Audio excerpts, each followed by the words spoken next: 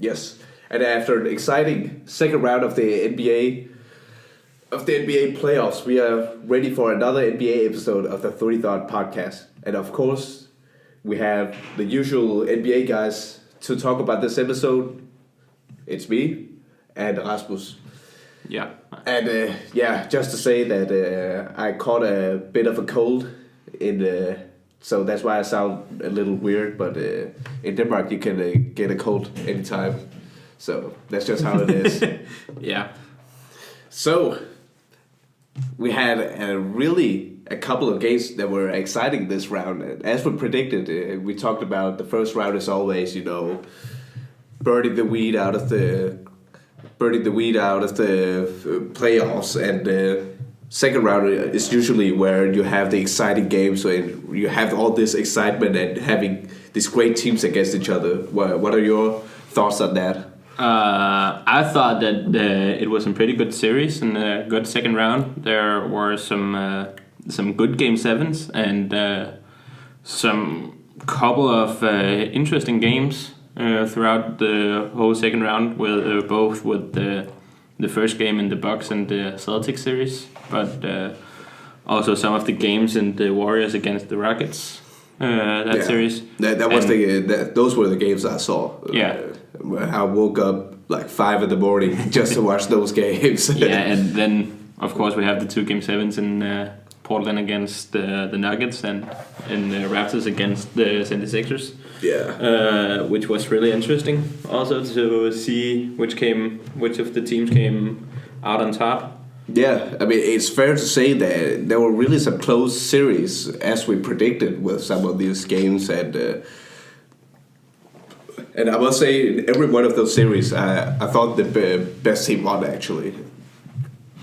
Yeah, I would say it came down to the night in those 2 game 7 series, because the days where the Nuggets really went out and played the game that they could, they won the game. They won a game, and the same for Portland when Damian Lillard and CJ McCollum just got out and really played their asses off. They would win the game. Yeah, exactly. And the same in the Raptors against the 76ers. I saw a stat where I think through the first 6 games, Joel Embiid was combined plus 80 in the game. He was. So he's really this dominant player. And in game 6, I think he was plus 40. Yeah, he was plus 40. I think he was one of the highest recorded plus minuses ever. Yeah, so it really says a lot when it came down to the game night. Yeah. But also the home court advantage especially in the Raptors series. Yeah.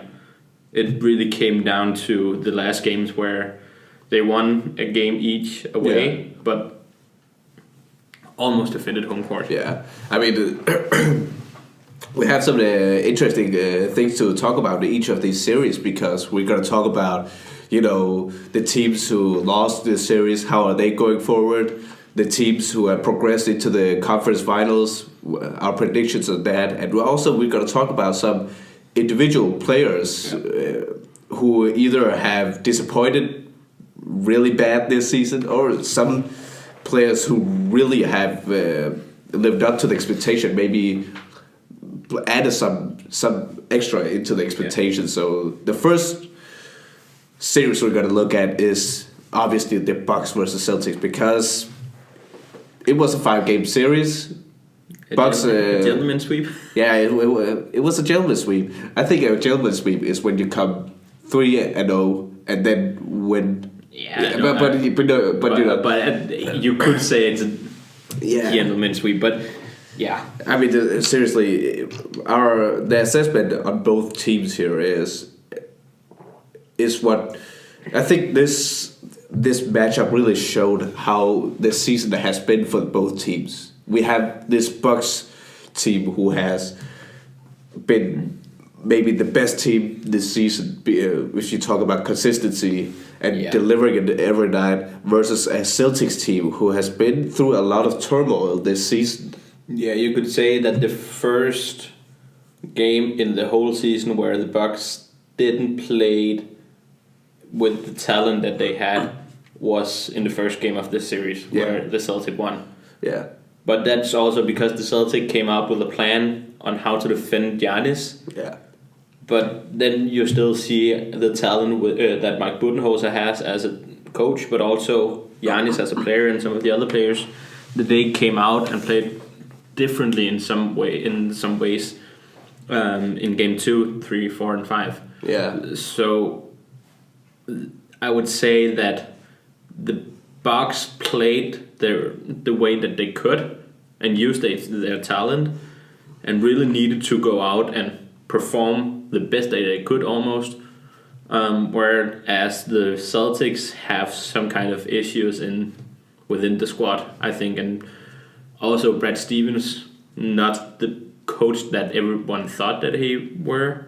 No, especially not this season. He has admitted it himself that he did a bad job this season. Yeah, I would say, but he has the right tactic on court, but off the court with squad management and all that, it seems like he's not really good at it. Well, he's really had a difficult season this year because, you know, I think it all goes back to the conference finals last year against LeBron and the Cleveland team, where you have these young players like Jaylen Brown, Jason Tatum, and you know the third one, Terry Rozier. Yeah, Terry Rozier, who played incredible those series and who really had this feeling because they beat the 76ers actually last year.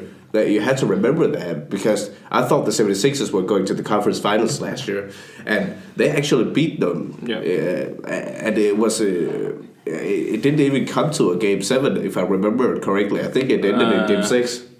The Cleveland series or no the 76ers? Boston 76ers. Oh, yeah, I think this was that it was. It's a Beats first game 7. So it was in 6 games. I think. Exactly. So it was really surprising, but I also think that the young players really had this. They had this. They had this idea that we didn't need a Kyrie to be the leader, or Gordon Hayward, who just took the starting role when some players had done better than him. Yeah. So I think that there was a lot of turmoil and a lot of individual. But I would still say if you watch on the squad and the issues they have had throughout the whole season, you have a Gordon Hayward coming back from an injury. He played 4 minutes in his first season. Yeah. And was out for the rest of the season. Then you had a Jason Tatum coming in, playing really, really good as a rookie. Jaylen Brown also played really, really good throughout the season. Terry Rozier stepped up. So there was 4 guys coming into the squad now that wanted to start. Exactly. And you had Kyrie coming back from injury from the playoffs. He is obviously a starter on the team. Yeah. You have Al Horford, who's a starter. Yeah.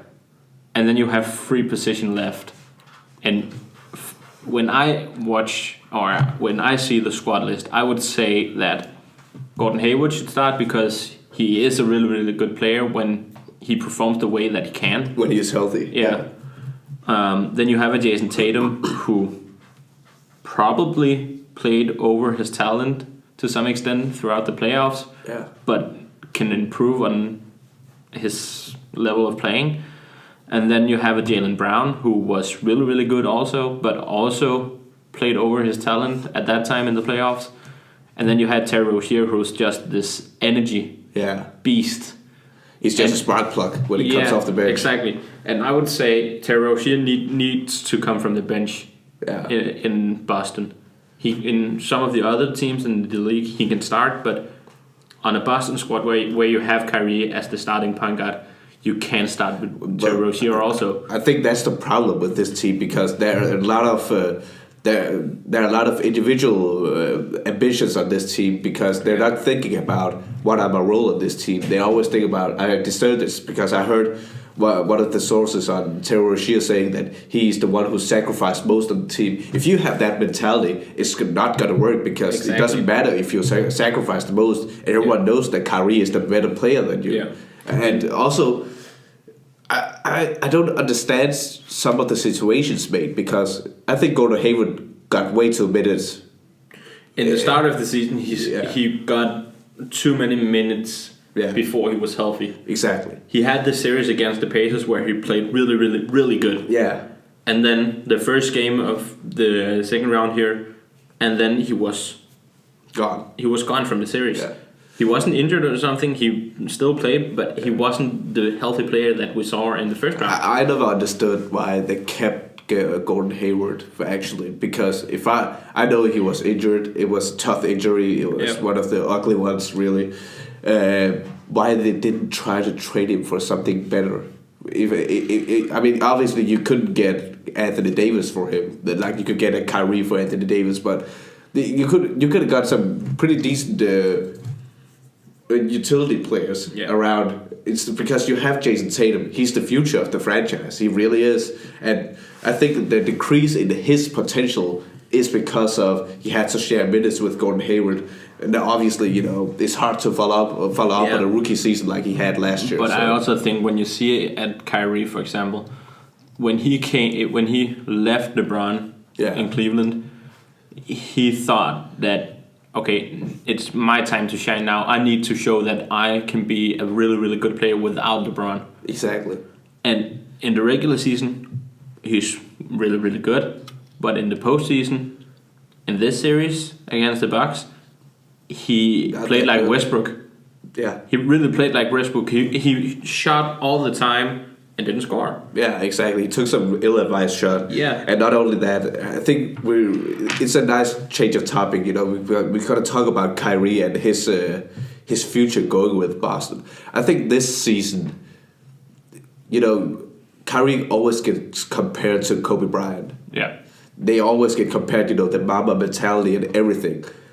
I think this season also shows the bad, the bad things that comes with the Mamba mentality, because the Mamba mentality was this thing that maybe got Shaq out of Lakers, pushed him away from the Lakers, and it's the same thing that is going on here because Kyrie wants everyone to defer to him. But he's not the leader who wants the best out of everyone. I think sometimes it comes at times where it's all about Kyrie for himself, and that's the problem with Kyrie. I don't think he has been a good leader as well as he has thought. Yeah, but I would still say if you watch Game 1 against the Bucks, he was really good. He played the way that he should play all the time, and then you have these other games where he wasn't there. It was like, okay, I played really good in the first game. Now I can smell blood. I need to go. I just need to push on the way that he did in the first game. I mean, he shot 30% in each of the last 4 games. Yeah, that's crazy. I had never seen a slump like that for Kyrie ever. And he's been to the playoffs a couple of times. He's won everything. Yeah. So it really is surprising that he had this slump. But I'm not one of those guys who thinks that Kyrie is done and he isn't as good as we thought. I think this season he needs to reevaluate. I think that this season told us that Kyrie can't do it on his own. He isn't like LeBron James or Kevin Durant or some of these guys who can go out and totally dominate a game from the first minute to the last. I mean, even Stephen Curry can't do it. Yeah. It's just because of the size of him. I mean, he is really, really good, but he doesn't. He can't do everything. He can only score. I would still say if you compare him to Stephen Curry, you can see that Curry he has his 3-point shot that is really, really good, that he can just run around. He doesn't need the ball to create his own shot. Exactly. He can run around and get a free shot. It's just the gravity of Steph Curry. Because everyone has to keep an eye on him wherever he is on the court. And of course, it's difficult to compare those two because they haven't played. Stephen Curry hasn't been the only really star player on a team like Kyrie is in Boston. But I would still say, for me, the Boston team, the way that they should have won the series was in defense. When in Game 1 they restricted Giannis from going into the basket, and when he came into the basket, there were 2, 3, 4 guys surrounding him. Yeah. and then he couldn't do anything. I also think they lost the first game because the 3-point wasn't really that good in that first game. Because in order to Giannis to be effective, he needs to have 2 or 3 players after him in the paint, and then the shooters has to show them what they're paid for. Yeah. And you just have to say that game plan that worked from game 1 on. It just went perfect for them because they had a couple of blowouts in each every game. I would still say when Giannis is really, really good is an open court. So when they come down in transition, and in game 1, all the time there were 2, 3, 4 guys standing at the 3-point line to stop him coming down. Exactly. And when he came down, if he tried something, there was an offensive foul. Yeah. Or he did something wrong with the ball, Giannis. So he got stressed by the defense. And I really thought that Boston had the key because they are a really, really good defending team. Yeah. But again, then you have Marcus Smart, who was injured and didn't play in the playoffs. And he could have been a major factor in defending Giannis. Yeah, he could. Even though that Giannis is taller and all that, Marcus Smart is just this annoying defender. Just like Patrick Beverley and Kevin Durant in the first round. Or Chris Paul, they just stick their hands in the cookie jar all the time. I mean, it's hard to defend against. So, yeah. So, what are the off seasons going to be for Boston? Do you think they regret not trading Kyrie for Anthony Davis? Looking back, I think they would say, some would say yes and some would say no, because if they had traded Kyrie for Anthony Davis, it would have been a whole other team, and maybe Anthony Davis couldn't have been this dominant player in the playoffs as everybody thought that he would be. Whereas Kyrie showed that he wasn't this dominant player, but it's 2 different players. And watching Anthony Davis, he is a really good player, but he has his restrictions also, and he could have pushed out Al Horford from the team. He could. And then there is this whole squad dynamic. So I would say if it was me who should take the decision, looking back, to trade Kyrie, I wouldn't have traded. No, I wouldn't either, because I would have thought that at some point this team is gonna get it together and figure it out. But there's always, you can always hope that they're gonna figure it out next season. Yeah, but if Kyrie decides to sign with another team, that's what I think that the Celtics would have regretted that they kept up. But I would still say that the one thing for me that is the key argument in this from not trading Kyrie is the squad dynamic. Yeah. Because Kyrie was the leader, or is the leader of the Boston right now, alongside Al Horford, I would say. Yeah, I would say so too. Yeah. And if you take Kyrie out and put in Anthony Davis should get to know a whole new team, a whole new city, a whole new way of playing.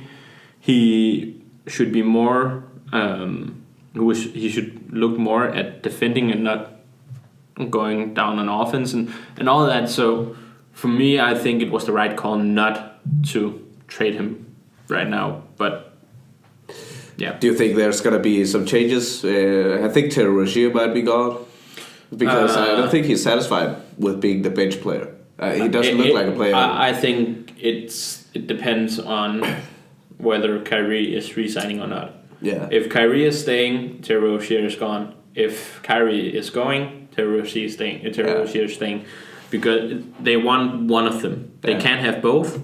They want one. They need to have one of them. What do you think is most likely, though? If Kyrie is going from Boston, is it going to be the Lakers, the Clippers, or is it going to be the Knicks with Durant? I have no idea where he's going. I think Kyrie is the most difficult player to say where he's going. Exactly. Because we have all this with Kevin Durant going back to New York and wanted to play there. You have Kawhi, who is really happy actually in Toronto right now, but also wants to come back.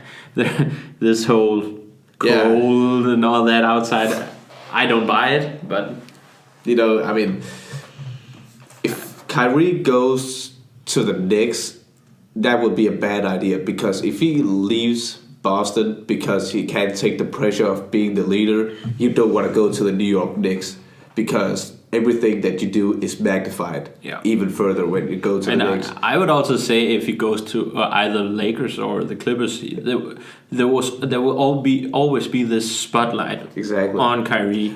And going to some of the big cities like New York or Los Angeles and so on, this spotlight would just keep on being on him. Exactly. He needs to go to, for example, Cleveland again, to not have this spotlight on him. Yeah, I mean, and the point I was trying to say that if he goes for it next, it doesn't make sense, because he's getting away from the pressure in Boston, because the pressure in Knicks is way bigger. But if he goes to the Lakers to join up with LeBron, he is saying that I was wrong. I should never have left LeBron. Yeah. And I don't think Kyrie's going to do that. No. Especially if he really has that Mamba mentality. I think he should stay in Boston, really. Yeah, but I would say this whole free agency this summer comes down to who takes the first move. And I think Kevin Durant is going to take the first move. Oh, yeah, I think he's leaving. Yeah, and then there is this domino effect. Because if he's going to the Knicks, then Kyrie is probably going to the Knicks, and they can try to build this super team there. And then you have a Kawhi who needs to take his own decision. You have Jimmy Butler. Where does he want to go? Yeah. But also another thing about this free agency and all that, I saw a funny rumor earlier that Philly and Lakers are trying to make a trade for Ben Simmons for LeBron James. That would be crazy, though. Yeah. That would be crazy. I don't think it's going to happen, bro. And that's also something that I think maybe can be a difference. Make something different in this free agency, because then the Lakers has enormous cap space again, and they can go for 2 or maybe 3 stars. Exactly. So, I mean, if Kyrie goes to Knicks, I would actually love to see Kyrie and Durant play with each other. Because I want New York Knicks to be good, and at the same time, I always been curious ever since they acquired Durant. I wanted to see what Durant could do on a team that wasn't 73-9, because he's that good of a player, and I would love to watch him, do his thing on a team that is, where he is the leader. Yeah, I would say that he needs to go, not that he needs to go back to Oklahoma, but he needs to go to a place like Oklahoma where he can be this leader on the team, and he's the first threat on offense. Because he's way too good to share the spotlight with Steph Curry. That's the thing. So, then we have the Bucks going forward. How does it look for them? They need to acquire some more players to get better. They have a really, really good team right now, but they are also limited. Yeah. They play with the same 7-8 guys throughout a game almost, and then there is these players just sitting on the bench, not coming in. That's almost like all the other teams, but I think Connaughton coming in from the bench in this series was ridiculously good. Yeah. He isn't that good like he played in this series. And then you had Malcolm Brogdon, who is a really good bench player, but was injured throughout almost the whole series, coming into 2 last games, I think. So I think they have the ground for a good team, but they need to put on. They maybe need to get a better center than Lopez, and get a better player than Mirotic, I would say, for the starting, or one of those for a starting position. Well, he fits good with the team, but it could be nice for them to have someone better. Yeah, I would say that. I would say try to see if they can get Kevin Love, maybe. Yeah. That could be really interesting. Kevin Love would actually fit perfect on that team. Kevin Love with Giannis. Yeah. Kevin Love taking the rebound outlet pass. Now you both have you both have Brook Lopez and Kevin Love who can both get the rebounds, get the boards, and they can still go to the 3-point and shoot the ball. So. But maybe not actually try to trade Kevin Love for Brook Lopez. And maybe some other players or something, and then playing with Mirotic and Kevin Love, then you have two really, really good 3-point players. Yeah. On the 4 and 5 spot. I think Brook Lopez is at this point where he is just perfect for the system the Bucks are playing. I don't think that's gonna happen, but you never know. It could happen. So. But I think that they don't need to do much in Milwaukee, but they need to do a little bit too. They need some final tweaks. Yeah. You know, it's just, they're talking about a couple of steps where they have the perfect, unit to get the championship, and maybe they have it right now, so they can always be better. Yeah, I would say that if they see a potential starting 5 and the team for the 76ers next year, that is a perfect setup. Yeah. If they don't trade Ben Simmons, Joel Embiid, and so on, and then keep Tobias Harris, and then Jimmy Butler goes out, and then they can get some good bench players. Exactly. Then they can have a really broad squad. Exactly, and they kind of need that. Yeah. The older bench player was James Ennis, or what is it? Yeah, Ennis. He was the one who was productive on that team. Yeah. But let's talk about the Denver Nuggets and Trailblazers, because that was quite a series. Oh yes. Because that went to a Game 7. Yeah, a Game 7, and I think it was Game 3. Yeah, four overtimes. Yeah, the first game to go in 4 overtimes in playoffs history. A really, really good series. Yeah, it was. It was really interesting because everyone thought that Oklahoma would go on from the first round against Portland. Exactly, they did. And then everyone thought that, okay, now they're going to play against the Nuggets, and the Nuggets are going to win this series. The only thing not talking in favor of the Nuggets was the age of the squad.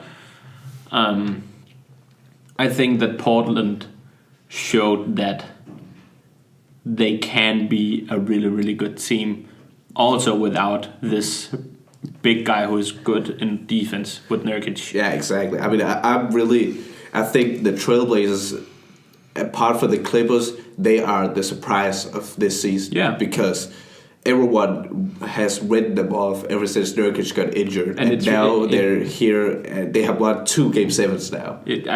I think one. No, they won against OKC too. And I didn't. No, that was not Game 7. That's that true. was Game 5. True. Yeah, Game 5. But they have had 2 series now where there was series doubted at least. Yeah. But I would say that it's funny to say that they are. That they are a surprise, even though they are the 3rd seed in the West. It's really, really interesting to take this discussion up that they are the surprise of this playoffs.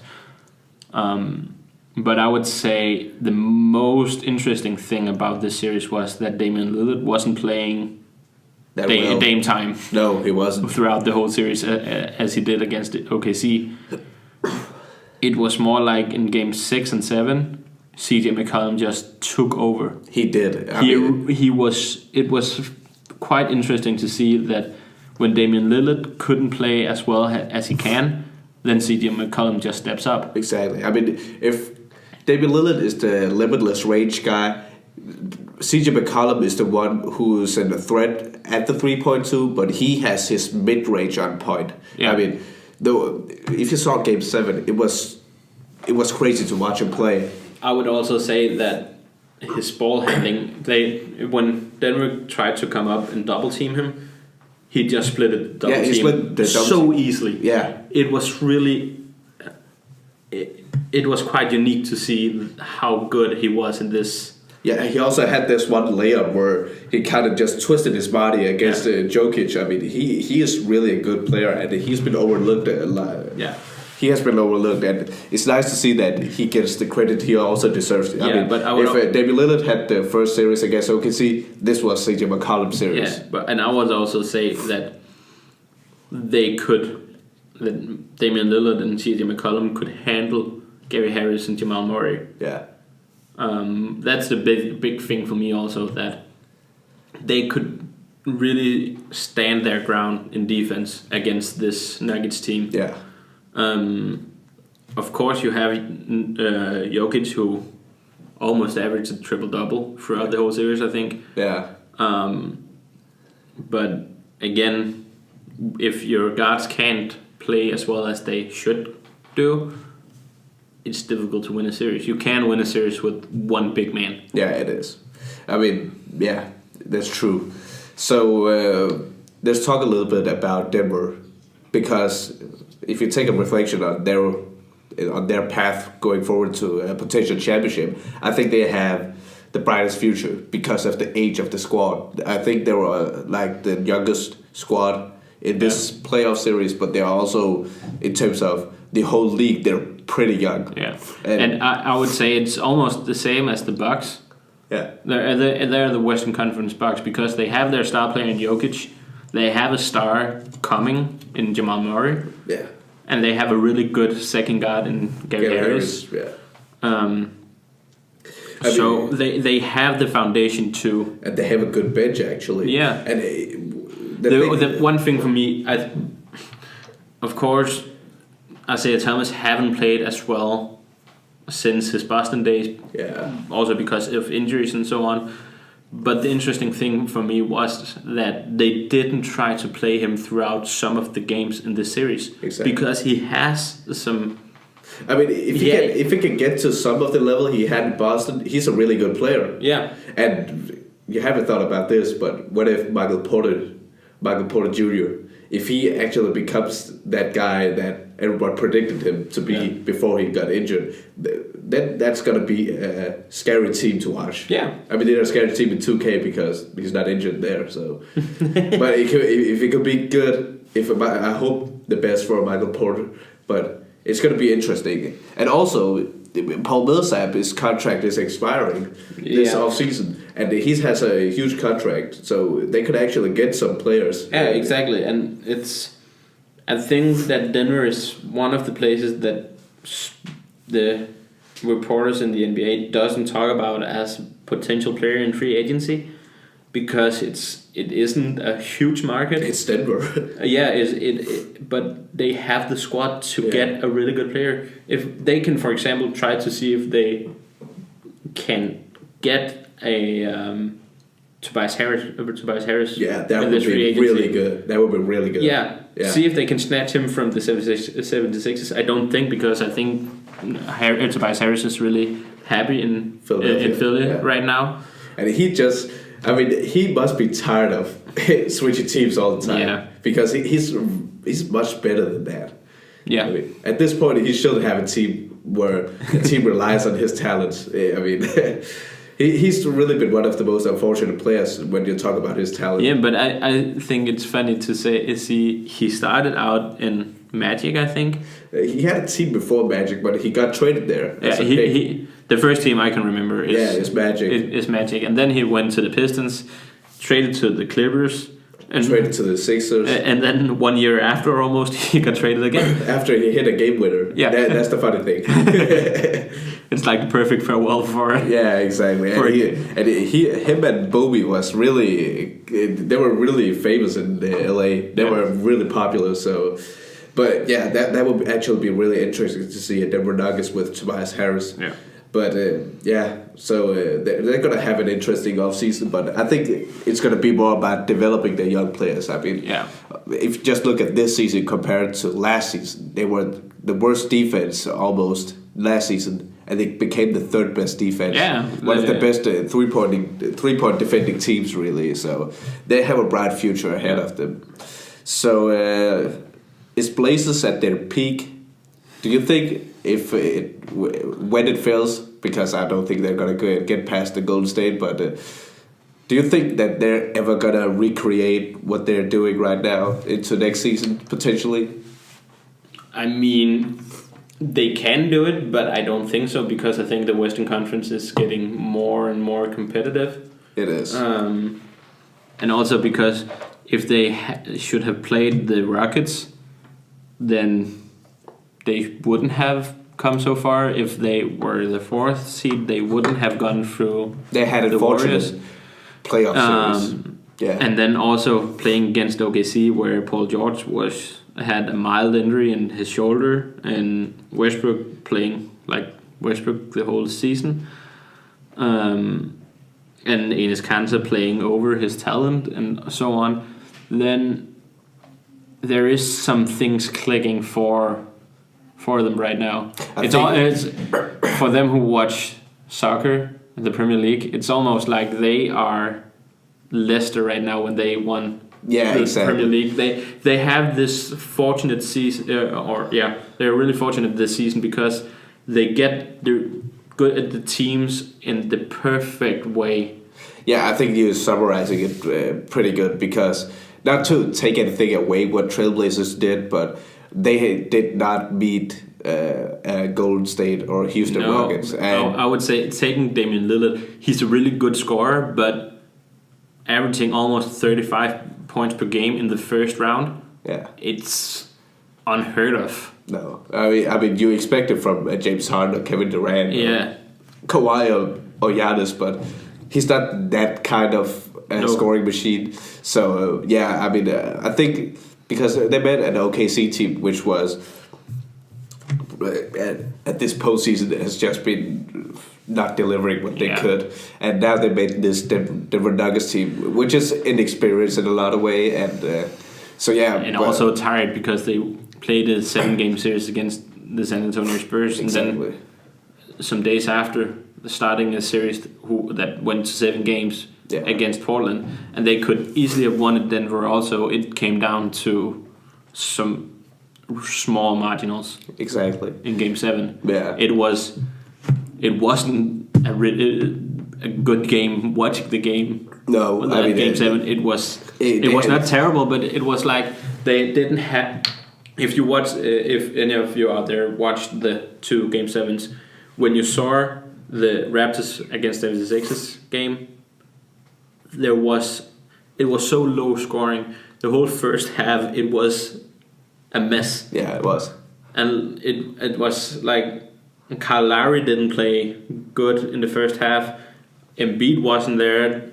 Butler wasn't there. Ben Simmons was partly there and so on. So that wasn't a good game. No, it because it was so messy. But the Nuggets and Trailblazers game, to some extent, was like a regular season game that didn't have something to play for. I mean, I think at some point Nuggets were in front like 14 points during the second quarter or something, and then Portland just went clicking, and it was over from that point. Also, when I was looking at the fourth quarter, when I watched those 2 teams, it felt like the Trailblazers is going through with this. So but I think they're at this unfortunate point where they're getting the best out of the team, but it's not going to be enough for a championship. And at some point, they're going to realize that they're not going to win and they have to rebuild. So they're in an unfortunate situation, if you ask me. But I would still say if they can come out and surprise in the first 2 games against the Warriors, then obviously there's going to be something. But and I think that it's good for them to play against the Warriors right now because they have had 2 really hard series. And they have some kind of issues within the squad right now also. So it's a good time to play against them because maybe if they can get it to 6 or 7 games this series, they would be tired. Of course, the Trailblazers would also be tired, but they can have this belief that they can go through against the Warriors and be like, we are the one team that could defeat this Warriors team before the finals. Exactly. So it's going to be an exciting series going forward for the Portland Trailblazers against the Warriors. They have swept them a couple of times, I think, now. So, let's go on to the Raptors versus 76ers. Another Game 7 series. And assessment on both teams. This was probably the closest, I think. This was the closest series. This was a 50-50 series. Yeah, exactly. Because you never knew which team was going to Yeah. win on a given day. Because even when Toronto was in front like 3-2, they got blown out in Game 6. Yeah. Where you talked about Embiid getting 40 plus. Yeah, and I would still say when it came down to if Embiid was healthy in the game or not. When he was healthy, the 76ers would win. Yeah. When he wasn't as healthy as he could be, they were not. they would lose. And it was quite funny because you have probably the most dominant player throughout this series in Kawhi Leonard, who came out every night and just was cooking. Yeah. And then we're sitting here talking about Embiid as the most dominant player, actually, because he was the one guy who could change this series. Yeah. Kawhi wasn't, because even though that Kawhi played his ass off every game, it came down to Embiid. I mean, it's crazy because it's always a shame when a player cannot live up to his potential because of health. Yeah. That's the last thing that should keep you away from being at a top level. I'd rather have you choke on the scene than to wonder how good could this guy have been if he was fully healthy. I mean, we see a lot of players with this situation, and Embiid has the potential to be one of the greatest if his health is there. Yeah, he can get he can get to the top 3 of the best centers of all time. Of all time in the NBA. No, if you really look at it, I think every time I look at him, I only see highlights of Hakeem Olajuwon, right? Yeah. But when I see Embiid, he's Hakeem Olajuwon just with a 3-point shot. Yeah, that's pretty good. That's actually really good. I think it's quite unique to see a center with his size and weight and so on have the footwork that he has. I would say it's better than Olajuwon to some extent. To some extent? Well, maybe. Olajuwon had the dream shake. Yeah.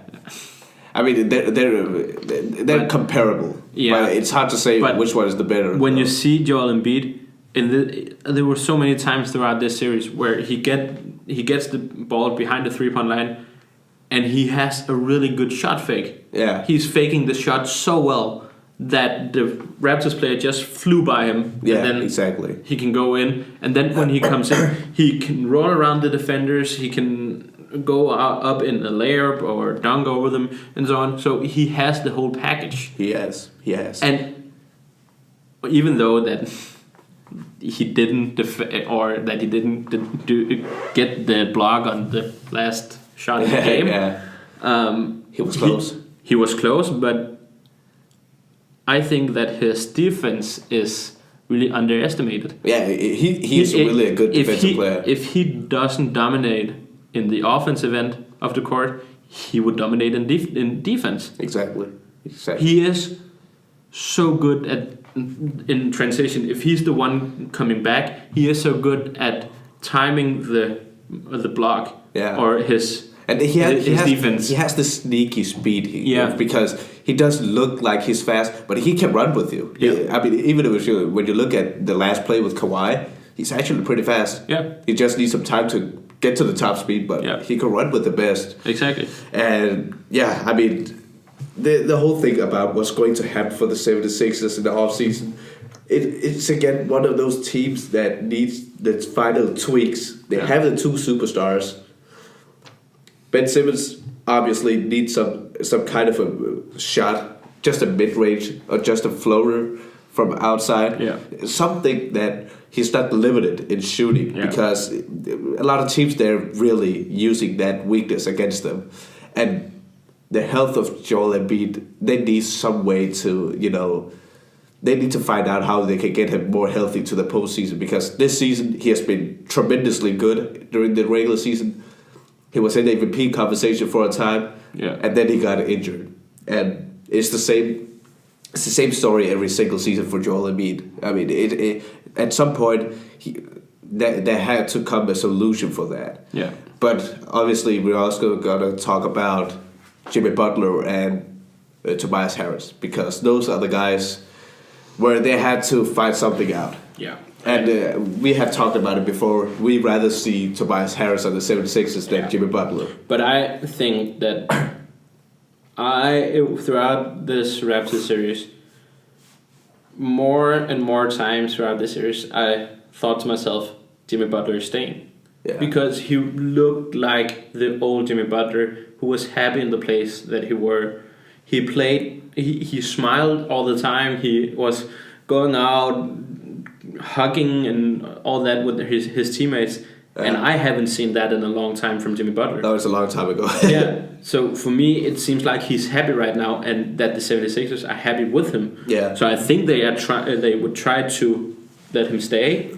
But for me, it would be better for them to have Tobias Harris because there is this uncertainty that Jimmy Butler, he can blow mesh off with people. Yeah. It's like it can just say snap. And then it's over. Yeah. He's gonna get traded somewhere else. Yeah. Well, I thought about this, the pros and cons with Jimmy Butler and Tobias Harris. If you keep Tobias Harris, which I would like to, you have this presence in the locker room that isn't toxic. Yeah. But you also have this player who can do a little bit of everything. He can play make, he can run the pick and roll, he can shoot the layup, mid-range, and three-point really good. Yeah. But he's not the kind of player where consistency is a thing, though, especially if he's the third option. In Clippers, when he was the first option, you can count on him. Yeah. But you have seen in the 76ers that when he's the third option, you don't know what you're going to get from day to day. I would still say there's no doubt that Jimmy Butler is a better player than Tobias Harris. Yeah, sure, definitely. And Jimmy Butler, he is one of the top 5, probably top 3 in both ends of the floor for this two-way player. Yeah, you have Kawhi Leonard, who is the best, and then I would say that it's Jimmy Butler because he can create his own shot. But he can play the pick and roll so good with Joel Embiid and Ben Simmons for that matter, and then he can lock down defense. Exactly. And it's like when you have both Ben Simmons and you have Jimmy Butler on the team to defend, you have 2 lockdown defenders. So when they play against, for example, if they played against the Warriors, they could lock down Kevin Durant and they could lock down Steph Curry. Exactly. And then they need to go to Klay Thompson, and he is a really good player, but he can create his own shot in the same way that those 2 can. Yeah.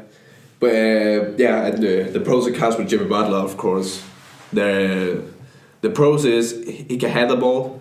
Yeah. He can run the pick and roll, but he isn't that spot up shooter, which I think the 76ers need. But I think that one thing that's really good with Jimmy Butler, they have a perimeter closer. I actually just thought about that. He is a really, really good clutch player. Yeah, he is. I mean, he didn't play really. He played really bad in Game 7. Yeah, he did. But in the last 5 minutes, he just took over for the exactly. 76ers. I mean, I've seen a lot of games where Jimmy Butler is actually pretty good in the fourth quarter. Yeah. So that's the thing that you're not gonna count on with Tobias Harris. And obviously, the biggest difference between Tobias Harris and Jimmy Butler is defense. Yeah. Jimmy Butler is a lockdown defense guy. And Tobias Harris is a good defender, but he isn't on the level as Jimmy Butler. Exactly. He doesn't have the same energy. No, and of course, the negative things, he's not a spot-up shooter, but as you said, you're never going to know when Jimmy Butler is, where his mind just says click and he doesn't want to be on the team anymore and he's not happy with the way things are going. And he actually there was a stretch throughout this season in the 76ers where he was like that. Yeah. But it's like he put it away or that the 76ers, they control it to some extent. Yeah, also I think you have to realize at some point if you're doing this on 3 different teams in a short window of time, other teams are not gonna vouch for you anymore. Yeah.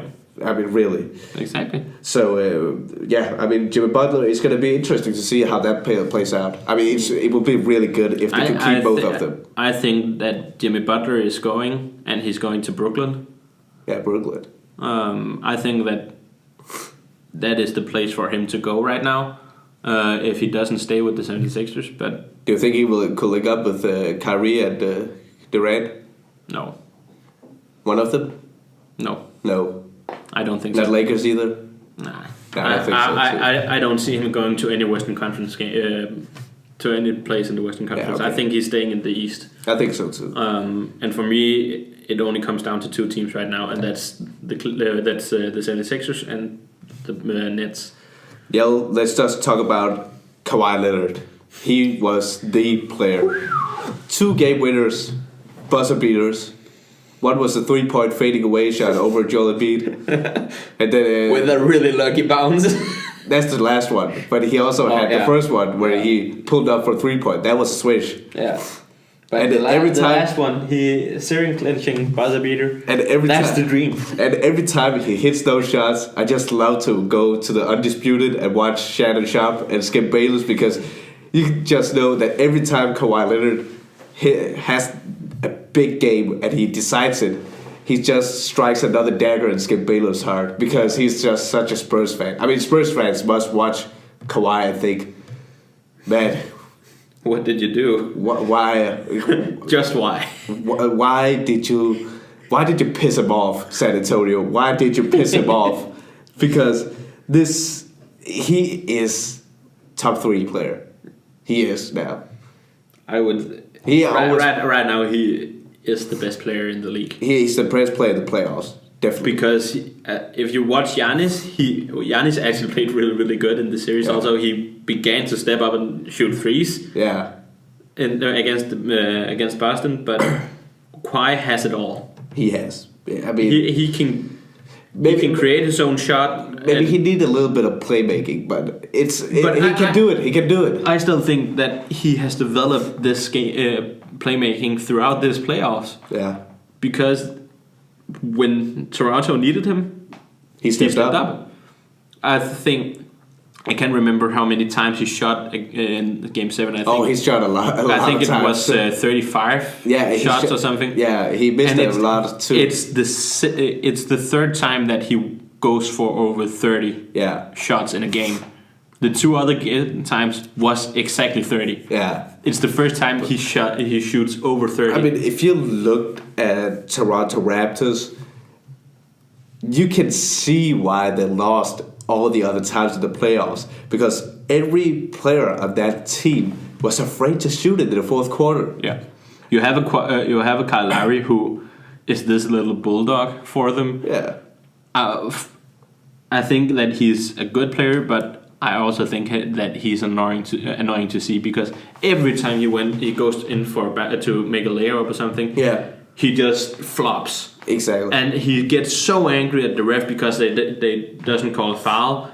And then on the other hand, when he's in defense, he plays really, really dirty. Yeah. I can't handle that.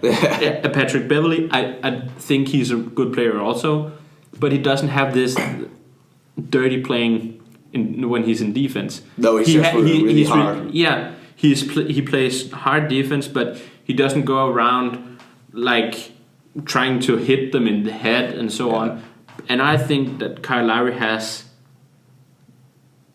something in him that I don't like to see. Well, also, I think he gets afraid of the moment. I have seen also last year against Cleveland, we saw the same thing. The year before that, saw the same thing. I think every time I see a game where Kawhi is the one who's making the plays for Toronto, I totally get the trade now, because it's worth the risk. Yeah, and I would say when also another player like you have Marc Gasol, who was solid, but also Serge Ibaka stepped up in Game 7. Yeah, it was quite funny to see that it was Serge Ibaka who needed to step up. Yeah, he was the second leading scorer. Yeah, and you also have what is his name, Pascal Siakam. Yeah, who was really good throughout the regular season. Then he got a little bit injured in the playoffs here.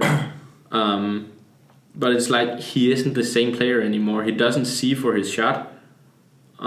He can't control his offense anymore. It seems like he's afraid, or that he doesn't have any confidence. Well, I think it's just experience also. I mean, but when they need to vote for most improved player, if they does that, including the playoffs, I would say that Pascal Siakam is falling really, really low right now because he is not playing. He's not playing He that had the good two anymore. first games in the 76ers series where he did okay, but he kind of stepped off. Yeah, but it was like Joel when the 76ers thought of putting Joel Embiid on him, he got scared. Yeah. And it was like another player coming in. And it's funny because they are really good friends. Yeah. They come from the same country and play on the national team together and so on.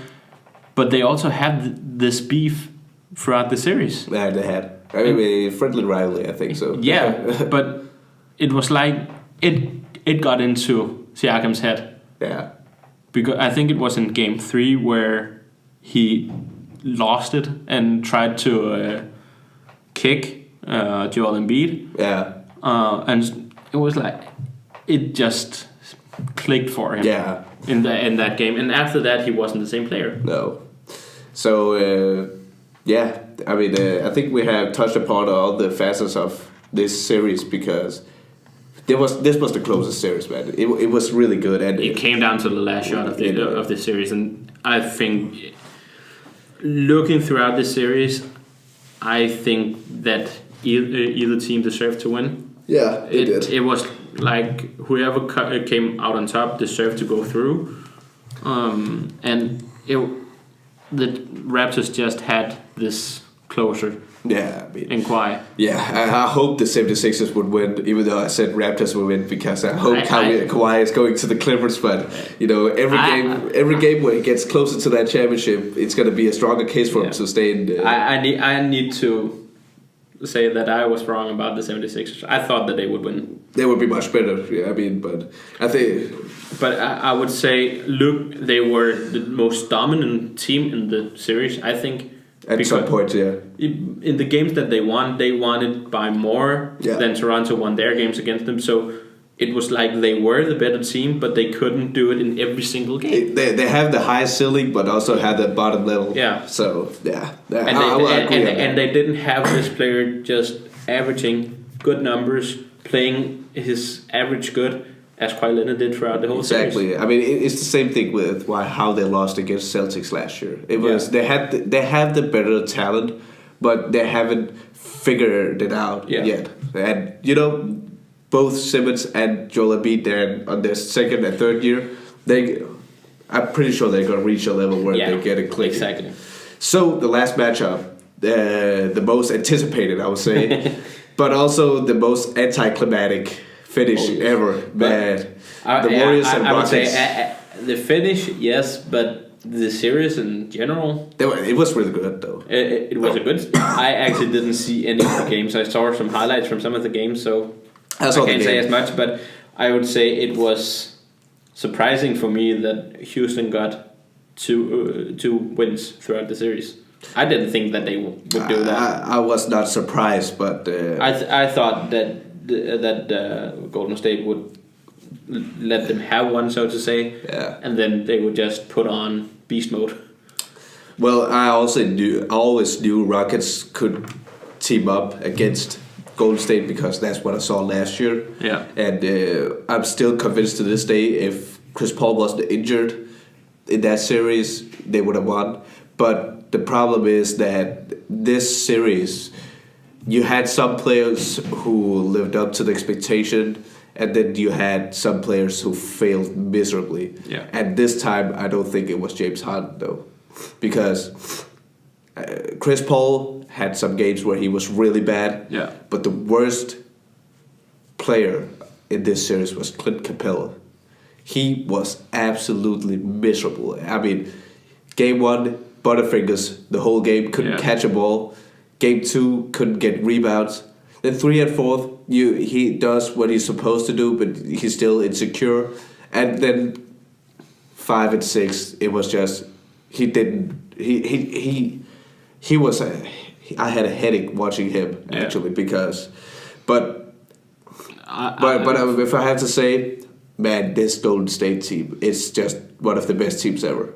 But I would say the way that some Rockets fans and other NBA fans also they talk about this series was the referees also on I think it's the wrong thing to do because, okay, some of the times on James Harden there were some fouls that weren't called, but it's like that all the time with every team. Sometimes they call a foul that wasn't there, and sometimes they call it. They don't call it when it is there, and it's like referees also make mistakes.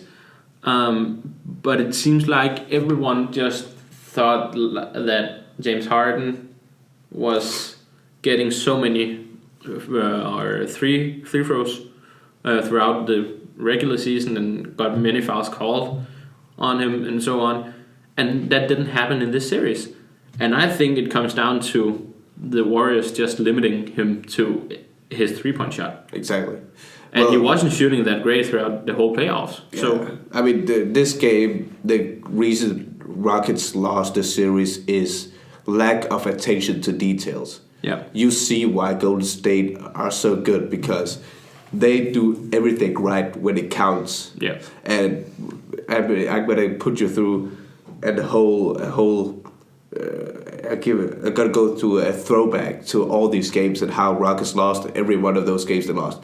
Game 1, it was only a 4-point deficit they lost to. And why did they lost that? Because Chris Paul got a technical. You could decide if it should be a technical or not, but that one closed the door for them. Yeah. Then they lost in the second one, and it was James Harden not closing out. And then you have Game 5, Kevin Durant gets injured. And you should expect that Warriors will smell blood at this point. But again, lost. Then you have the Game 6 where I saw so many mistakes in the last. One of the times where there was only 2-point deficit back, and James Harden just pushes Draymond Green away with his arm, and that was an offensive foul. You can't do mistakes like that in the end, where you fail to switch. You can't fail to switch on Steph Curry. You can't. You just can't. And you can't. Clint Capella had one point where Mike D'Antoni, he just got full berserk on him because he didn't close out a 3-point shot. I mean, there was so many errors in that game where this is why Warriors are the best teams. And I would still say, looking back on the series last year with the Rockets against the Warriors, you had 2 really good defenders and leaders in defense with Trevor Ariza and PJ Tucker. PJ Tucker is also good, but he's there also. I think it was Luka Mbamute. Yeah, but he didn't play that much though. But he still, when he came in on defense, he could lock down. Yeah, they don't have these players anymore who can lock down on Steph Curry, on Kevin Durant, and so on. Yeah. In Houston, it's like who comes down to have the best offense on the day. Yeah, and then on the Warriors, they have some really good defenders. They have a Draymond Green who is really intelligent in defense. They have Kevin Durant who is actually a really good defender. Yeah. And then you have a lockdown defender in Klay Thompson, and you can put Andre Iguodala in, and then you have their death lineup that can just totally lock down the defense. Exactly. And other teams can do that. I would say the other team that can do that is Boston. Yeah. Yeah, Milwaukee Bucks can also do it at some point, but it's still they just have Giannis to stand. Yeah. It's like Giannis is Bucks Rudy Gobert, just standing under the rim and blocking all the time. Exactly, but I mean, is Harden and CP3 accountable for losing the series? Yeah, I mean, usually I think all the other series I've always been really critical of Harden. He's made some mistakes this season. He still has to be better at some point. Yeah. But I think CP3 was the biggest blunder of those two. One of them is, of course, the one more accountable. But I would still say that they are both accountable because Harden was this offensive threat. Yeah, and then you had CP3 who should be this playmaker on the team or this leader on the floor, and it's hard to say because it's always either one of them is going to fail. Yeah, they can play. Both of them can play a good game together. It seems like It's hard for it's either one or the other, and then I mean, the game 5 was the most shocking when it came to James Harden when he took only one shot in the last 8 minutes. Yeah. That you can't do that, especially when Durant got injured. You're supposed to step on their neck. To say it frankly. When that happens, then you need, as the most scoring person throughout the whole season, needs to go out and just go nuts. Exactly, and it just didn't happen. And those are the things where Harden gets criticized, especially the Game 6 against San Antonio, where he had 12 turnovers and 11 points and those kind of things. I mean, he has had some awful performances in the playoffs, but I think he's getting really better. And CP3 only delivered in Game 7, actually. That's the thing. I would say that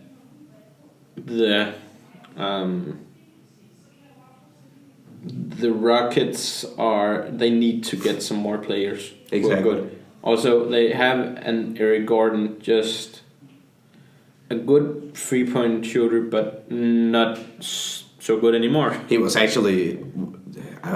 maybe better than Chris Paul through the series. Yeah. He failed in Game 7, but he was actually, I would say he was actually better than CP3. Yeah.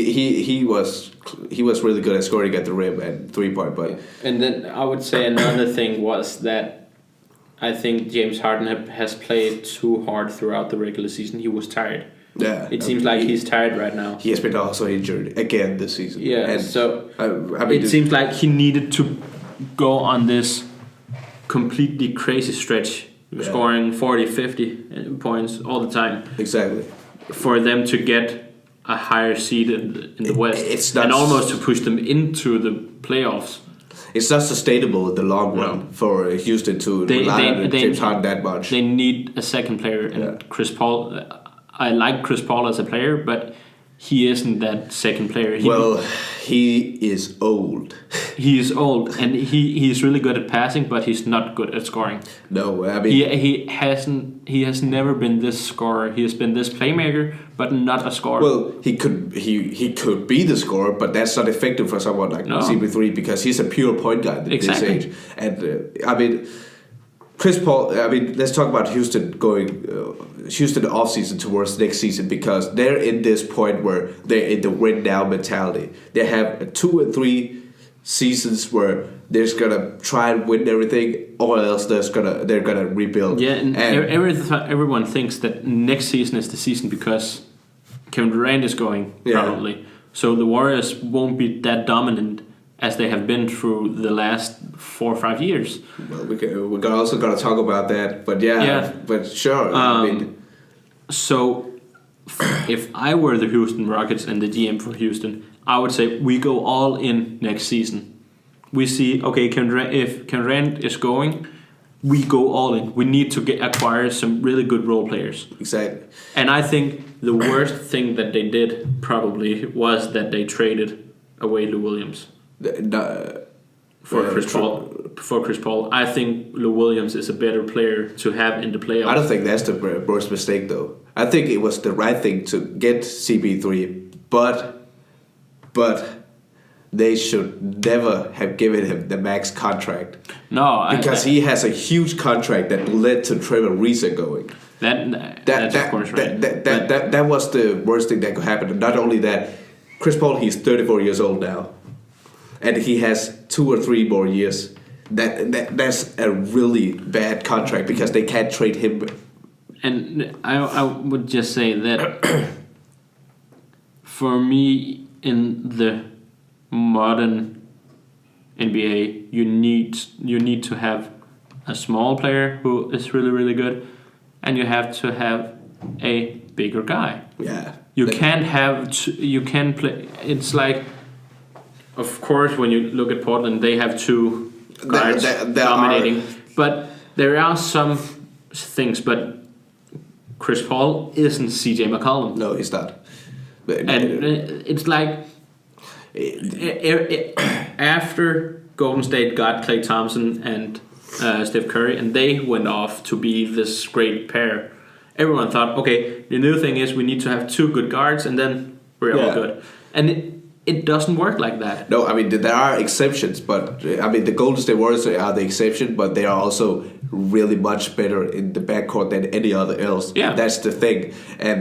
But I think the problem with this Houston Rockets team is every season that goes with this team, you get less convinced. Yeah. Because last season was probably the season they should have supposed to win everything with CP3. But and the player, and I'm gonna say this as a CP3 fan, I think CP3 is going to be the downturn of this Houston Rockets team because it's a bad contract. He's not gonna be better than he is right now. He's gonna deteriorate further going through the next seasons. So I thought I saw a really funny thing a couple of days ago with Chris Paul that the three best players from the team in New Orleans were with Tyson Chandler, Peja Stojakovic, and David West. Yeah, those three guys have won championships CP3 throughout the last 14 years. CP3 has been to one Western Conference Finals. Exactly, but that's another topic though. But I think for Chris Paul, it was not the right thing to go to the Clippers. No, exactly. Because they had the team, but got too many injuries. But he is the unluckiest player because before he got to the Clippers, the league denied his trade to the Lakers. Yeah. He could have joined up with Kobe Bryant, and then because at that time the Pelicans or the Hornets, they were owned by the league. That's why they vetoed the trade. Yeah. I mean, I could have been a Lakers fans right now.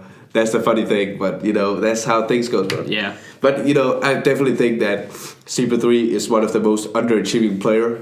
He's my favorite player, but there's a whole lot of bad luck in that. I mean, for me as a point guard, also I look at Chris Paul as the perfect guy to look up to as a point guard because as a point guard, you don't need to be like Steph Curry. No. You don't need to be like Westbrook, Kyrie, and so on.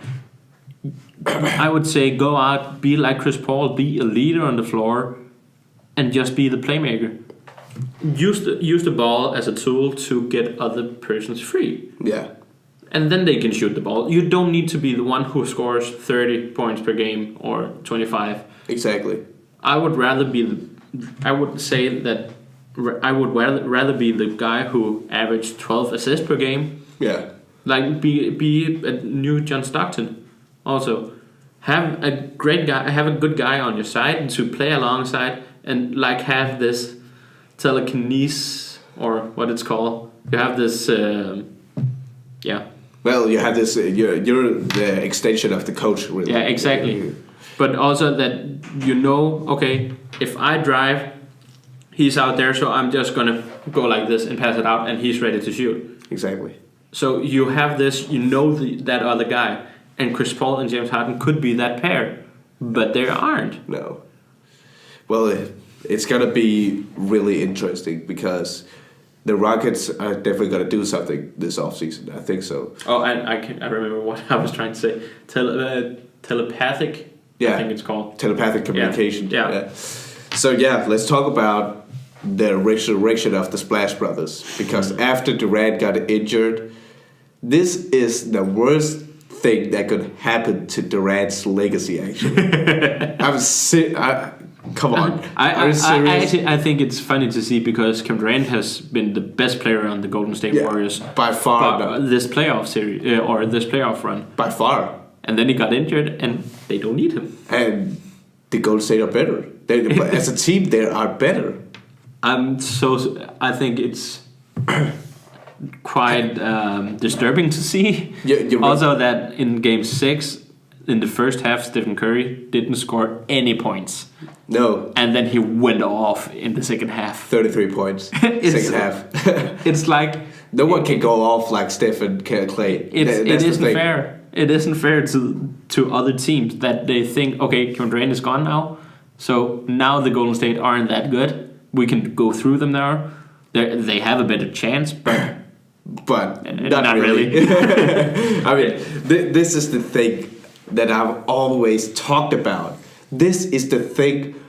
The team that is left now, if Kevin Durant goes, it's the 73-9 team that's without there. without the bench, but you know, they're But still good. They're good. the starters will be the same team. Yeah, exactly. Because you have Andrew Bogut, who was there at the time. He's back. Draymond Green, he isn't the same player anymore, but not offensively. Yeah. But And then you have an older Andre Iguodala, but then you have Clay and you have Steph. Then they have Livingston, who's not quite as good, but he stepped up.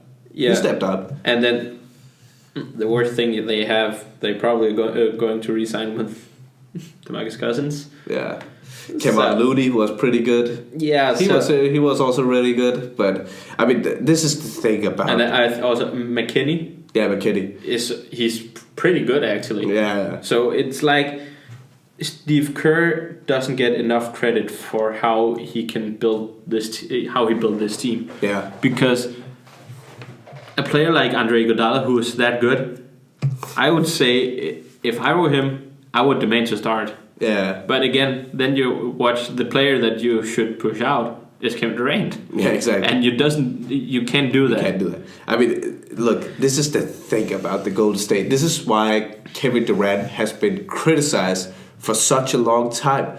This team was too good for you to join them and then be acknowledged as the best player. No, I always said this. Never faulted him for going away from OKC. No, sure, you don't want to play with Westbrook? Sure, that's fine. But you can't go to that team and be expected to be the best player in the world. That's the thing that did it for me as an OKC fan. Of course, I was sad that he left, but if he had joined up with the Knicks at that time, for example, some other team, really. Yeah, I would be like, okay, that's the NBA. If you joined, if you joined either not OKC, the Golden State or the Cleveland Cavaliers, I would be like, dude, come on. Yeah, and it was like, it wasn't the same as when LeBron left for Miami. It was not the same thing at all. Because everyone in Oklahoma was like, okay, he's going, but we still have a pretty good team. Yeah. And then on the other hand, you had Cleveland, where it was just a trash team at that point. But the thing that when he goes to the best team of all time in the NBA, from a team that could have beat them in the playoffs, that's he probably went from the second best team in the league at that time to the best team. Yeah, potentially. Yeah. Yeah. I mean, but because it's second, third best team at that point, because it's like, I think Chris Broussard said it the best.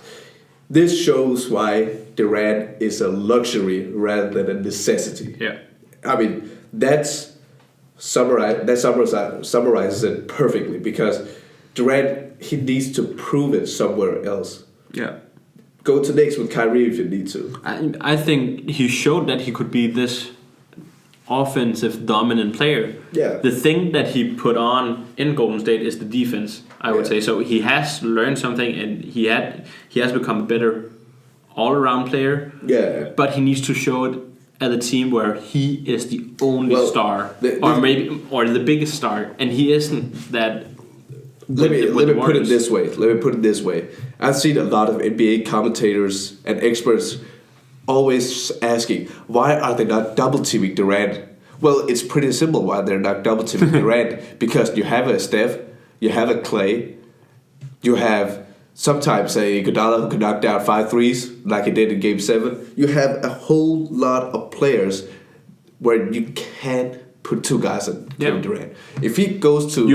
the only team in the league you can double team against, it's the Warriors. Exactly. Because if you double team Durant, then one of the other shooters are free. If you double team Steph, Durant will be free. So you can't do anything. The only thing you can do is to have 2 or 3 lockdown defenders. Exactly. And that was the one thing that the Rockets had last year. Yeah. I mean, and if they guard Durant 2 and they put one defender on Steph and Clay, the paint is going to be open. I mean, it's really almost impossible to defend against something like that. And that's why, especially because I love his game. I love Durant's game. It's really beautiful to watch. It's just a shame that he's not doing it on a, He's a really unique player because he is so tall, but he is so good at ball handling. Yeah. You haven't seen that at any time in the league. No. Before. The other guy who can do that was LeBron James, but he doesn't pop up and shoot in the same way as Kevin Durant. He has a guard's touch. Yeah. That's the thing. It's so unique, and then he wasted it by going to the Warriors. Yeah. I think it's funny to see so good players play together, but throughout so many years, it becomes tiresome. Yeah. It really does, and that's why I think it will.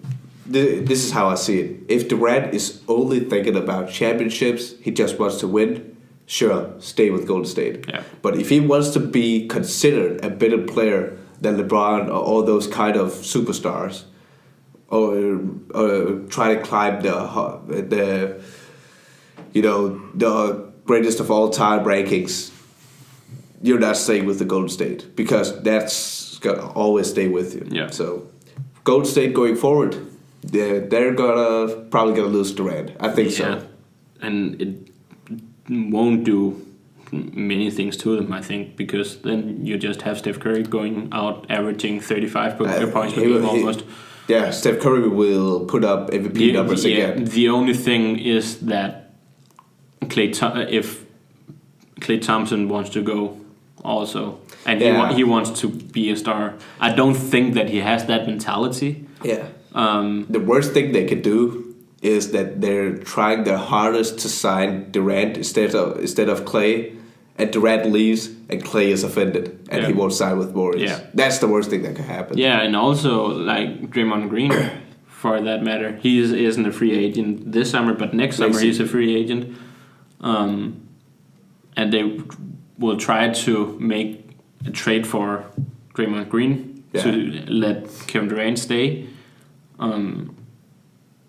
It's like it all depends on the relationship with Draymond and Kevin Durant. They can't both be on the team next year, so one of them is going. And the best thing for them, of course, is to trade Draymond Green because they can get something back. Yeah. But I think that Kevin Durant is going. Yeah, I think Kevin Durant himself is trying to, to test his talents on another team, because if there's one thing that if I were as good as Kevin Durant, I can understand why he's going to get some championships because every player wants that. Yeah. But again, when you have won that and you have won the Finals MVP and so on, I would get bored and I would try to go and see, okay, can I do something with another team? Can I go out and I want to go out and show the world that I'm better than than what everybody thinks about me right I now. also think that he realized that he's not going to be acknowledged at the same level at the Golden State, because it's the one thing I learned about Durant. He needs other people to accept that he's the best player, and the only way he can do that's not in Golden State. So let's go to our second round awards then, because let's look at the best team in the round, and I think the best team was again the Bucks. Yeah. I mean, the Bucks, they're just roller coasting right now. While we love the Game 7s and we love the close games. Yeah, but I would actually go further and say I think the Warriors was the better team, also because they could just turn up a notch. Yeah. And it was like Bucks, they won the series because Boston didn't play as well as they could. Well, whereas the Warriors, they won on pure talent to some extent. I think the way I see it, the Bucks is just consistent. That's why I think they're the best team, because in game 3 and 4 in the Houston Warriors series, I think especially Game 3, when you looked at the first quarter, it was like 8 turnovers to Golden State. Yeah, and that's the problem with me with the Warriors right now, that they are so sloppy with the ball. Yeah, they're at this state of mind where, are we there yet? Yeah. Because they're bored. You can see it sometimes. They just want to get to the final. And they just want to win the league again. They need the games to be close before they take it up a notch. Yeah. That's the thing. That's not going to get it done. And that's why I put Bucks, because they're just consistent and focused right now. Yeah, and I would, when I think about it, probably I would say that Trailblazers can be in the talk too, because they have surprised so many in this series. They have. And it's a team effort. It isn't a single player who just went crazy in all the games. Of course, they have CJ McCollum in some of the games going crazy, but they did it as a team. They played as a team, and they won this series as a team. Exactly. So let's look at the top 3 players. Do you want to start, or should I? Kawhi, number 1. Kawhi, number 1. Then I would say Giannis is number 2, and then CJ McCollum. Well, my third one is actually Stephen Curry, because as soon as Durant got injured, he showed why he's. But of course, he didn't show it in the beginning, but that's because of Kevin Durant, I think. Yeah, but I can understand why, and I also think that he is close, but it's just CJ McCollum. We don't think of CJ McCollum as this series-clinching player. Yeah. But he was in this round. I mean, I would have chosen CJ McCollum if it wasn't Stephen Curry. I actually thought about it quite a lot, and then I thought, well, I think Stephen Curry takes it, because the way he ended the games 5 and 6 is just unbelievable. Obviously, CJ McCollum is an unbelievable player too, but yeah. And of course, second, Giannis, because he's just consistent, man. I mean, the only bad game he's had in the playoffs, that was the game 1. Yeah. And that's just a fluke. And he showed why he is probably the MVP this season. And, of course, Kawhi. When you have 2 buzzer beaters in the fourth quarter, you automatically get that one. So when you have 2 game winners, you are the best player. And also I don't remember how many points per game he averaged in this series, but he's second behind Durant when it comes to per game. Yeah, in the whole playoffs, Durant has 34.2 and Kawhi has 31.8. Yeah. But only in the second round, I think he averaged 35 points per game or so, something like that. He just went nuts in every single game. And he's the best player of the playoffs, because Kevin Durant's second best player is Stephen Curry. Yeah. That's pretty good player to have in your. And the second best player for Raptors is Kyle Lowry. Yeah, I won't even see that. Siakam. You can argue that it's Siakam. You can argue that it's Lowry, but Gasol, Ibaka, and so on. There are so many good players on that team also, but it's average players. They aren't Steph Curry level. Well, above average, but they're not that superstar level. Yeah, exactly. Exactly. So, yeah, top 3 moments. Number 1, Kawhi's game 7. That's iconic now. Yeah, it's like when I saw it, the whole moment was just still for me. Yeah. I just sat and thought, okay, there's gone a minute or something, and it just bounced around, and I was like, what the hell has just happened? Exactly. I think everyone thought it was a miss until it rolled a couple of times at the rim and went in. So, yeah. Yeah, and number 2 for me is the 4 overtimes. Yeah. In the Nuggets against Portland series. The third one, I think it's difficult to say, but I would probably say Embiid's plus 40, because it's so dominant. Yeah, it is. But it's tied with another, and that's a dunk that Embiid made in Game 3, I think, where the whole paint is just open for him and he goes in and makes a windmill. Yeah. It was like a perfect moment to see how dominant a player Embiid can be. Yeah, exactly.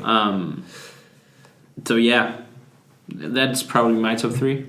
My top 3 is number 3, Kawhi Leonard first, buzzer beater. I mean, that one, I saw that game too, and I just thought to myself, Kawhi, please miss, get out of the playoffs, and decide to go to Clippers, but it's never happens. He's persistent in making the Raptors relevant in the playoffs. The second one is definitely the 4 overtime game. That was a crazy game. And then the first one is Kawhi's buzzer beater to clinch the series. Yeah. It's just, he's just been great. He's been the best player. If Durant had the first round. Oh, I actually have another top on my third. It's in game 1 in the Bucks against Boston series. Yeah. Where Al Horford blocks Giannis 2 times. Yeah, he did. It's like an old Al Horford just saying, you can't do this against me. Yeah, exactly. I'm dominant. I'm dominating you. You're not dominating me. Yeah, exactly. And it was just a funny moment. Yeah, and you had this false sense of that Boston can actually do it until the next 4 games. Yeah. So let's talk about our predictions. We have only 2 games, 2 series now. Yeah. And Warriors versus Trailblazers. I'm gonna say it's gonna be a sweep. I don't think it's going to be a sweep, and only because Kevin Durant is still injured. Yeah, he is. And I think that the Blazers are going to take at least 1, maybe 2 games. Yeah. Because they have some extra energy right now. They have just won a 7-game series where on away. Yeah. But on Yeah. I mean, on enemy ground, so to say. It is. CJ McCollum has stepped up. Damian Lillard didn't play as good as he could in Game 7, so I think he wants to go out and do something. And I also think that Kevin Durant just went out last night, I think, saying that the Blazers, or I can't remember when he said it, but the Blazers aren't competitive. They can go to the finals, and they don't have a chance against the Warriors. And that's just extra motivation for a team like the Blazers right now. Yeah. Well, it's like this is their chance. One of the great player, or one of the great players with Kevin Durant is out. Probably the most difficult to guard. Yeah. For them, and then you have they can guard Steph Curry, put this CJ McCollum on him, and then you put Damian Lillard and Klay Thompson, and then Enes Kanter in offense. That's the Achilles heel of the Warriors. So they have some tools to win against some games against the Warriors. But I think it's going to be 4-1, 4-2 to the Warriors. Well, I think it's going to be a sweep because the matchup is just terrible for the Trailblazers against the Warriors. Because Steph Curry and Klay Thompson, those are the 2 one of the most difficult players to guard. Yeah. And that means that Lillard and CJ McCollum has to run like crazy against them. And at the same time, they're going to produce at the offensive end. And at the same time, they don't have the same big man anymore because in Nurkic, now Draymond Green's going to have his way, I think. So. Yeah, but it's like defensive-wise, it's difficult to some extent for the Trailblazers. But offensive-wise, the Warriors aren't that good inside the paint. No, they're not. They're not right now. So, and Enes Kanter is a really good offensive player. You saw that against Oklahoma. If he can go out and put up some of those numbers, the Blazers have a good chance of winning at least 1 game, maybe 2. Yeah, but I just don't feel the same way though. I think so because I think. Yeah, I just don't think so. Because but I also think it comes down to 2 years ago, I think, where the Warriors and the Blazers met each other in the first round. Yeah, they actually had a game. Where CJ McCollum went off. Yeah. He scored 30 points or something in the first half. Yeah. And Damian Lillard didn't show up there. And if he had played, what could have happened? And exactly. That was an oracle. And we have seen this year that Oracle isn't a fortress anymore. No, Warriors are losing games at that place. Yeah. So there is a chance for them to maybe get something with them going back to Portland. Yeah, I think so too. It all for me it all lies with Kevin Durant not being there. But we agree both that Warriors gonna win, though. Yeah, I think Warriors are going to win because they have the more talent. But I think that the Blazers can. I actually forgot to mention. I actually got all of the games in second round right. I got all of the right. I didn't. So I said 4-1 in the Warriors, and I think 6 games in Bucks. Well, in terms of games, no, not at all. I told. I think I was right with. I was right. No, I was almost right with Bucks. I said Bucks in 6. I said Raptors in 7. I said that. I said the Raptors, and I said Raptors in. I think I said. I think you said 76ers in 7. I think actually I said Philly in 6 because they have just won away. Yeah. Going back, and so on. So I thought that they would get 2 wins at home because they are used to have a good home court. Yeah. And then I think I said Nuggets in 7. Yeah. And then Warriors in 5. I said also said Portland in 7. I said that one too. And then I lost with I said Golden State in 7. That one turned into 6. So yeah. But let's talk about the Bucks and Raptors then. It's a 50-50. Do you think so? Yeah. I'm saying. It's like the Raptors has a broader squad, but it doesn't seem like that broad squad is playing as good as they could do. No.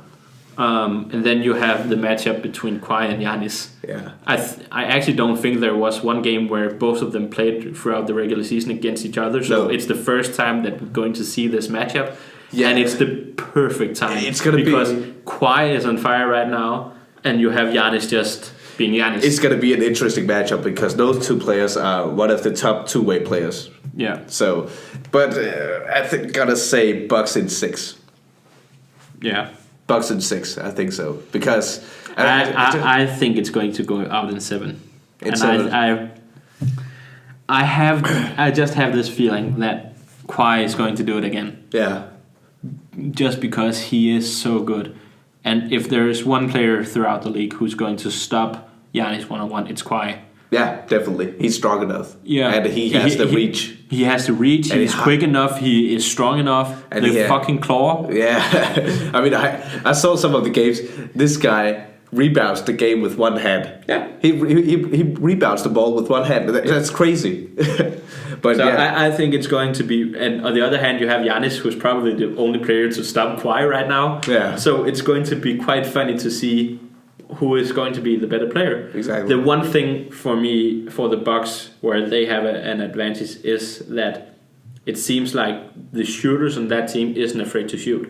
No. And on the Raptors team, it seems like... There's some players who are afraid of the moment. But it's still like... You have Serge Ibaka. If he can go out, get 2 or 3 threes per game, Kyle Lowry maybe 1-2, Pascal Siakam looking for his shot, Danny Green stepping up in defense also, and so on. So there are some of these players who can just go nuts. But the X factor for me in this series is Chris Middleton. I mean, I think so. If Middleton can go out, play the way that he can with his 3-point shot, it's going to be hard. It's going to be hard for the Raptors to go through. But I have something with the Raptors and think that they can take it in 7. But I think it's difficult.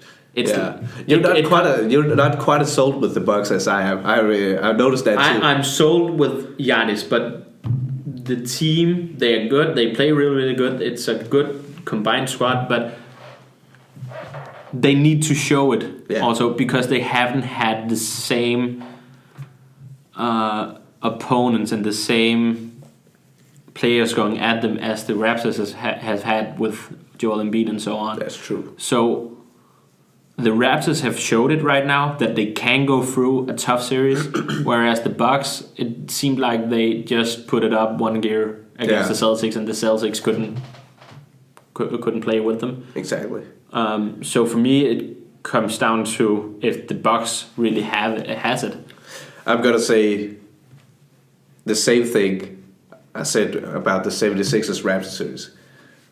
just on the Bucks side now, because the reason for why I said the Raptors going to win against the 76ers was just one guy, Kawhi. And he showed that. And now it's Giannis. And now I'm just going to say Giannis going to do the same thing. I would still say Giannis is a really, really good player, but he doesn't have the shot. No, as Kawhi. But he does. On this team, he doesn't quite need that shot because he can pull some players. Yeah, but I would still say, on the other hand, he has the playmaking that Kawhi doesn't have. Exactly. But they still, I would say that Kawhi is a better defender than Giannis. Yeah. But that's the thing with great players, because even though they have a weakness, they know how to avoid the weaknesses. Yeah. Do you get me? Yeah. And I would say, if either of the East teams going through, I think they're going to win. Against the Warriors? Yeah. Okay. I think if Kevin Durant gets to his usual level, then the Warriors going to win. But I have said this the whole season. If there's one team who has the recipe, the construction of a team to beat the Golden State Warriors, it's the Bucks. Yeah. Because now DeMarcus is out, and Giannis can dunk over everybody. Yeah, and I would say that for me, it also comes down to home court advantage. Yeah. And we know now that the winner of the Eastern Conference Finals are going to have the home court advantage. Oh, it doesn't matter if Warriors have the first seed? If Raptors beats them? It comes down to who has the best record throughout the regular season. Okay. And if they have the same, it's who of the teams were better internally in their games. And Bucks has the best record in the regular season. Raptors has the second, and then Golden State. Yeah. So we know that either Bucks or Raptors are going to have the home court advantage. Okay. And both of those home courts are better than Oracle. Yeah, this season exactly. Especially this season. Fiserv it's a new arena for the Bucks, but they have just taken over at that place. Exactly. And then you have Scotiabank Arena with the Jurassic Park outside and so on. It's a crazy crowd up there. They have. But I would also say that both the Bucks and the Raptors has the players who can stop the players on the other on the Warriors. And there is no. When you look at it, who should guard Giannis? Is it Draymond Green? Is it? Yeah, he's not gonna get it done. No, I don't think so. And then you have Kevin Durant. I don't think so either. And he's a good defender, but he's not as strong. Exactly. Giannis is just going through them. Yeah, exactly. So Giannis is. He's the antidote. To the Warriors. But I also think that Kawhi can do something against them. You remember the Spurs matchup against Golden State? That's why I think that Kawhi, he can go in almost single-handedly. They were in front that series. They were in front 21 until Zaza Pachulia. And that's a good thing. Pachulia is gone, so now Kawhi, he can play a full game against them. I think so too. This is the thing why I actually look forward to the finals this year. Last year, after LeBron lost the game 1 because of J.R. Smith, even before that, I knew the Warriors going to win, but there was a sense of hope that he's going to take the Warriors down. Didn't happen. This year looks like the year that someone can finally beat them. So we have that to look forward to. Yeah. So potential finals MVP. If you have to choose one, who is it? Giannis. Same here. Giannis, if the Bucks are going through and they're going to win, Giannis is going to get it. And on the other hand, if Raptors go through, Kawhi is going to get it. And if the Warriors win, it's Durant. Yeah, exactly. So we have the 3 best players in the playoffs right there. And if there are any Portland fans out there, we're sorry, but it's not going to happen. It's not going to happen. It's going to be a sweep. Yeah. So, I think that was all of the topics for this episode. And we're going to come up with a new episode next week with Rune. Yeah. We're going to talk about superheroes and why Americans are so fascinated with superheroes. Yeah, so I would just say I think we're going to talk about the MCU. So if you haven't watched Endgame yet and you want to hear it, Yeah. they're maybe going to get some spoilers. Well, maybe I should watch all the movies then. Yeah. But we would also say that before we start recording and so on, that we're going to try and limit the spoilers. Exactly.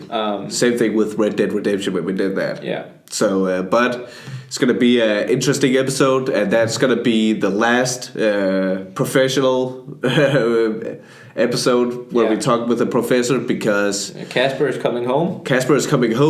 And he's home in the late May. Then we're going to get a podcast talking with him about his experiences in the US.